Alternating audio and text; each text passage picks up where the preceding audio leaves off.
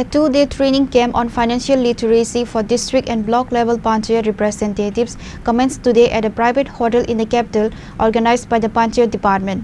The training session was inaugurated on Thursday by Minister Kishore Barman, MLA Pramod Riyang and other dignitaries were also present at the inaugural ceremony.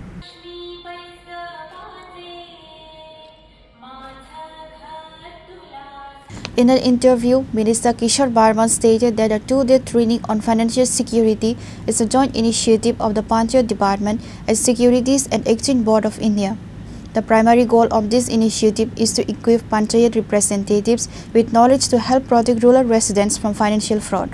Minister Barman further informed that following this two-day session, the trained representatives will organize financial awareness camps at the Panchayat level to propagate this knowledge among the common people in the rural areas. আজকে আমাদের ত্রিপুরার জন্য একটা ঐতিহাসিক দিন।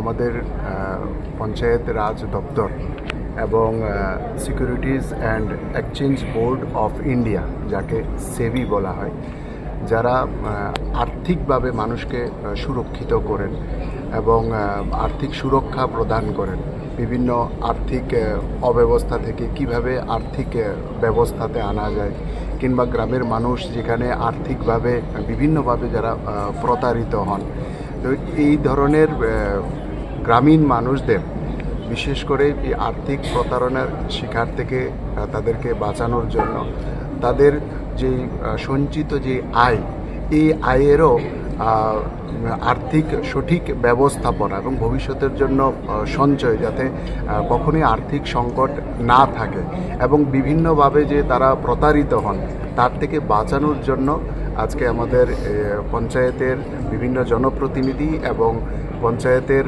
যারা আমাদের সরকারি আধিকারিকরা আছেন তাদের একটা দুদিনের প্রশিক্ষণ শিবির।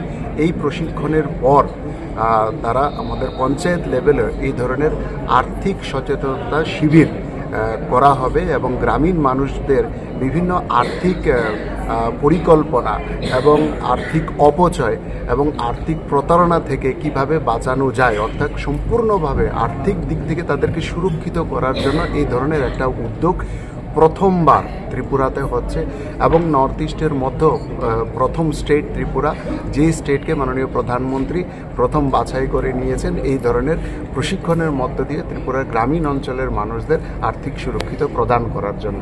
এটারই আজকে এই প্রশিক্ষণ। তো এই প্রশিক্ষণ আমাদের ত্রিপুরা রাজ্যকে প্রদান করার জন্য আমি মাননীয় প্রধানমন্ত্রীকে আমি ধন্যবাদ জানাই এবং সেবির যারা আধিকারিক আছেন তাদেরকে অসংখ্য ধন্যবাদ জানাই। Reported by Pranav from Agartala, Chini Khorang.